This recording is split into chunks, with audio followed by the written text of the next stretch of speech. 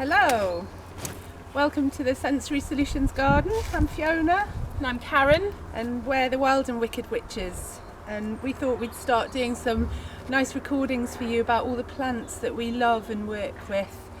We're starting today with the raspberry leaf. And this raspberry was in Newcastle, in Fiona's... In my uncle's garden, Uncle Harry. And he sent me down on the train with loads of these beautiful raspberry canes, and we planted it here and it's gone mad. It's been in here for 10 years and it has now overtaken the bottom bit of the vegetable patch. So we're going to start moving it slowly towards the back wall. And Fee's got a house in Dorset. Yeah, so we've got a new garden to fill with lovely plants, so we're going to take some of the canes with us. You can see it's dying down. It's now late November, and so it's had its harvest. This is a really richly fruiting raspberry. It gets a massive, abundant harvest. That's why we love this one so much. So the raspberry is a member of the rose family, the Rosaceae family, and something that all of this wonderful family have got in common is that they're very high in tannins. Tannins like we have in black tea, which can make our mouths pucker up and get a real dry feeling, which in herbal medicine we call astringency.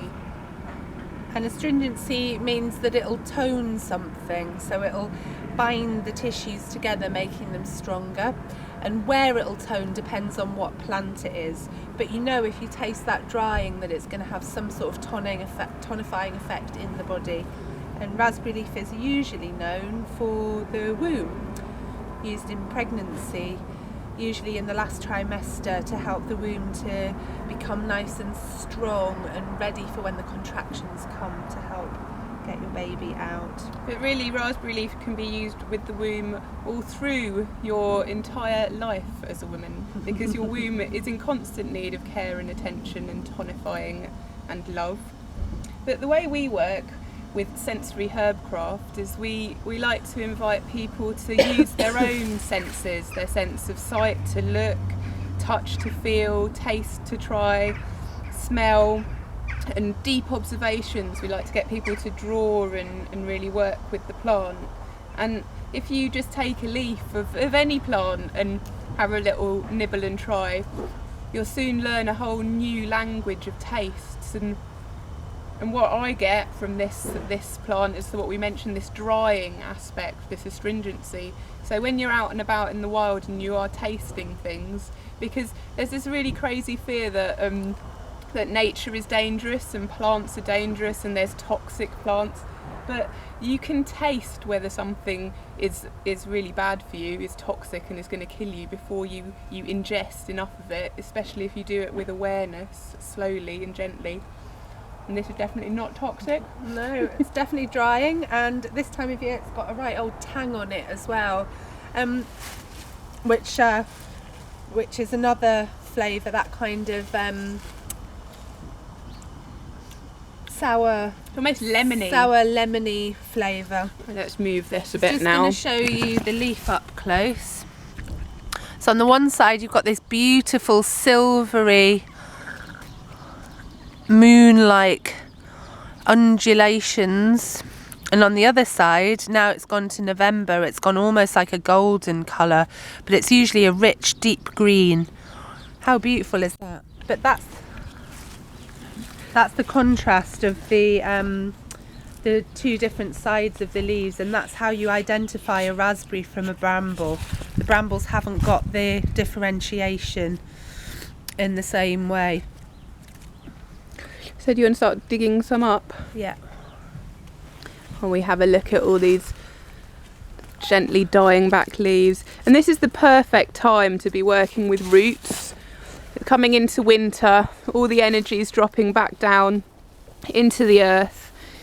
And if you're wanting to harvest any roots for your herbal medicine, tinctures or potions, yeah. So we want to go from here, from there. It's a good root time. The grass growing in between it, and move that out of the way so I can see what I'm digging. There's a good rootstock over there, a bit down there. And these send out incredible amounts of suckers in the spring. And really you just want one set of suckers coming from your original plant, and you can train them along. So Dita's managed to keep this one at bay over this side, but it's nice to have areas to grow other things as well.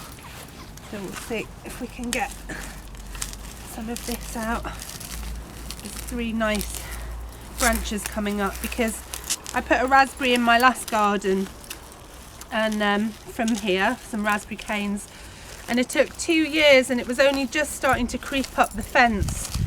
So this time we thought we'd take some of the slightly more mature canes in the hope that we'll get a better yield quicker, and it happily coincides with wanting to cut back the raspberries on this end of the garden. So Fiona's going all the way around these rootstocks, trying to get a nice non-damaged specimen from the middle. I'm sure if we break some of the roots up as well, the plant won't mind because it's so virile once it gets going. And these leaves, these amazing leaves, are best to harvest in the spring before the plant's gone to fruit, when you think that all of that energy has gone into making those delicious womb-like red tasty morsels. And when you dry this leaf, it goes incredibly fluffy. Here we go, up it comes. We got it. Yeah, Still coming out. This is a good Sunday morning activity.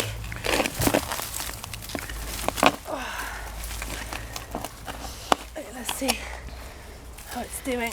It's a great time now for digging up the roots. The moon's waning. It's all going down, dropping into the earth. When you want to have a look at kind of the biodynamic ideology in calendars, perfect time. I keep turning the camera. Sorry, it's my very first camera go. I try and keep it flat and straight. Oh look, we've dug up a pen nib. Right, let's see. Oh, Out it's come. out she comes. What a great rootstock. That would have gone really deep, look. And hopefully that'll survive its journey back to Dorset from Hertfordshire to go in my soft fruit patch. But we'll give you a second instalment then. Say goodbye. Bye. Bye-bye. Thanks for listening. With the Wild and Wicked Witches. And our website is sensorysolutions.co.uk. We run brilliant apprenticeships on how to connect with herbs and plants so that you can make your own friends out of these beautiful plants. Thanks for listening. Bye.